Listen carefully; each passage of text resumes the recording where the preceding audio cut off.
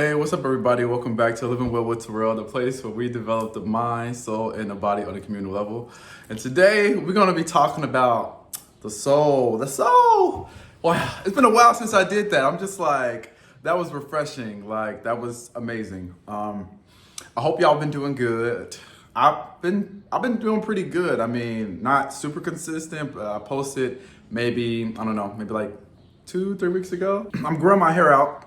And the fun fact is, I actually had it much longer, but I had to start over maybe like a week ago. My barber, he wasn't listening. He wasn't being attentive. I want the peppercorn look, like the little natural peppercorn, and I want to grow it maybe out to like right about here. Today, we're going to be talking about how negative self-talk is preventing you from achieving all the things that you want to achieve and reaching the success that you want to reach, right? So if you've clicked this video, you're probably struggling with where you're at right now in life. My gift to you is going to be awareness because, the facts are the facts. You're just not aware of them. And I'm here to bring that forward to you because it is what it is. So you may be struggling financially, you may be struggling emotionally, physically, maybe your health is not where you want it to be. It's just something that you're dealing with right now in life. And it could be a combination of any of those things, right? But you're dealing with these things or that thing, and it's kind of put you at a halt. You feel like, damn, no matter what I do, like I just cannot win. Like I take one step forward, I'm pushed 2 steps back. Every time I try to propel and, move onward, there's something reaching and pulling me back to, where I've been before or just at an undesirable place. I'm here to tell you, I feel you. I understand, trust me, especially when you feel like it's something that you've battled with or you dealt with before. And it's like, damn, am I dealing with the same issues? Am I learning the same lessons? And there's good news and there's bad news. The bad news is, yes, there's something that you have not yet grasped or you have not realized that's preventing you from excelling and moving past that life lesson. If you find yourself in those same circumstances, dealing with those same issues, then it's probably because you're not realizing what it is that you need to realize. But the good news is all you have to do is become aware, and I think I can help you today. I'm so excited because I feel like I can help you. My life has been changed drastically. It's just like this information and just timing and everything like that. But I'm here to share the knowledge with you. Your thoughts are affecting your life and your circumstances. Now, I know you hear this a lot, and a lot of times it's kind of pitched. It's like the law of attraction. People are like, oh yeah, you become your thoughts become your reality, And I feel like no one has really hit it on the head or explained it, at least to me, in a way that I could understand or, like truly feel the reality of it. So I hope that I can give you that today. Okay, so the question is, how do we do this? What do we do? And the first step is you have to recognize these negative thoughts and identify them, like literally one by one. Because if you can't identify something, then you can't rid yourself of it. So exercise. In the next 24 hours, I want you to be present in your thoughts. So all the thoughts that you have, just ask yourself, are they negative or are they positive? For example, we could use the past 24 hours as an example. How many thoughts have you had that were anxious, that were negative, or you denied yourself of something? I'll use myself as an example. So I would be on Instagram and I would see certain guys doing campaigns, because I do modeling. I'm a model, so I'll see guys doing like campaigns with clients that I've dreamed of working with, and I'll just tell myself like, oh man, that's so amazing, but you know what? It's not my time. Maybe that's not for me right now. Maybe like in the next year, in the next 2 years, in the next 3 years, or only guys like this get stuff like that. Only guys like him get that. Only guys signed to these agencies get that. I would deny myself these things and I would do it like clockwork. I mean, like even when it came to making a certain amount of money, I'd be like, oh, that's not my time. Maybe in the next 10 years, I can make this much money. Maybe I could reach $1 million in the next 10 years or 300,000 or 500,000. I can't. There are people doing brand and partnership deals, making six figures with these deals, and sometimes like 50,000 for like one Instagram post or one campaign.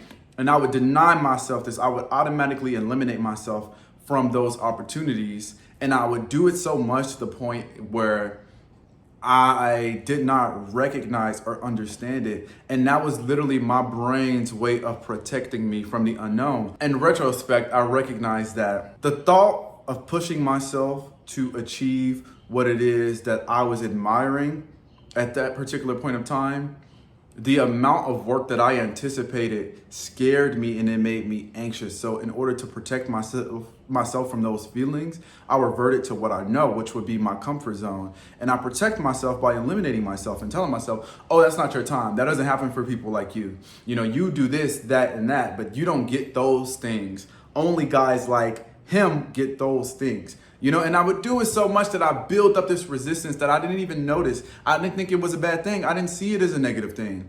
I saw it as a positive thing. Like, oh, I'm being realistic. I'm rationalizing.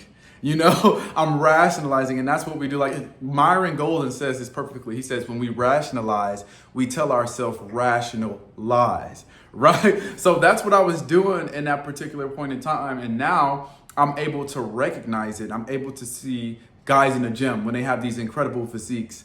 I'm just like, oh, well, you know, he spent years doing that, you know, like he started in high school. That's not for me. I'm not meant to have that type of body. You know, I caught myself doing it immediately. Stop that. Because it happens so fast, and you could have like maybe like 10 thoughts in a matter of 3 seconds. You need to recognize when you're doing this. Anytime that you're denying yourself something or eliminating yourself of something, it's a negative thought, and you need to be conscious of it. So that's step one. You need to be conscious of it. Anything that isn't abundant that you're thinking of, rid yourself of it. So the first thing is to identify it. Once we identify it, we need to fight it. So step two is you have to understand the power of these thoughts, right? So earlier I spoke to you about how your thoughts really affect your reality. And I'm going to give an example and be even more vulnerable. So I was in a situationship or whatever, a short situationship recently, maybe or whatever. And there was this guy who I connected with, and I actually really liked him. But ultimately, it didn't I didn't like him. I mean, ultimately, I just didn't see it going in any positive direction. So I took myself out of that situation. Now, when I tell you, I actually like this person. So when I tell you, I would see their names everywhere. I would walk from the gym, see a truck, and there was a trucking company with their name on there. I would scroll online. I would see people with those same names. I would literally, I bullshit you not, I watched a movie, and the movie that I watched, one of the characters had his name. And it was like, what the fuck? I used to think like, why am I seeing this guy everywhere, everywhere? I'm like, why am I seeing this guy everywhere? And it's because I was thinking about him.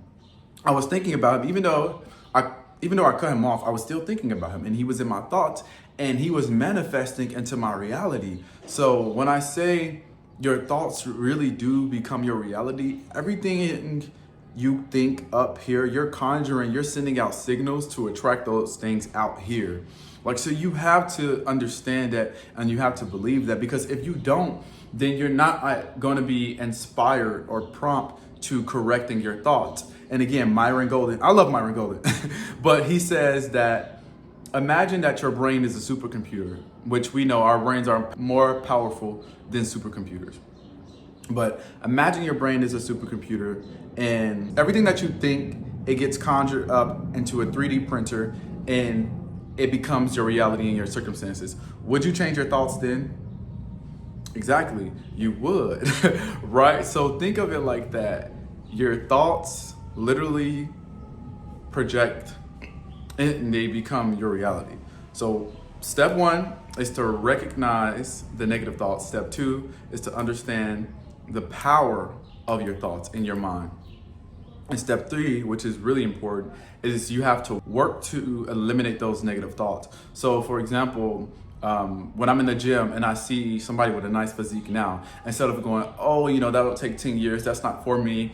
Only guys who have been doing sports their whole life can be built like that. I don't have those thoughts anymore. Now, what pops up in my head is, oh my God, I can't wait to look like that. I can't wait to look like that. So instead of having anxiety about, oh my God, I don't have this, I don't have that. Thinking of things that lack, I think of abundance. So it's like, I can't wait to look like that. Ooh, I can't wait till my abs come in. I can't wait I'm gonna look so good in that polo. And I literally, those are my natural thoughts now. And it makes me feel so good. And it motivates me to keep working hard in the gym. When I tell y'all my body has been looking amazing, moment of vulnerability.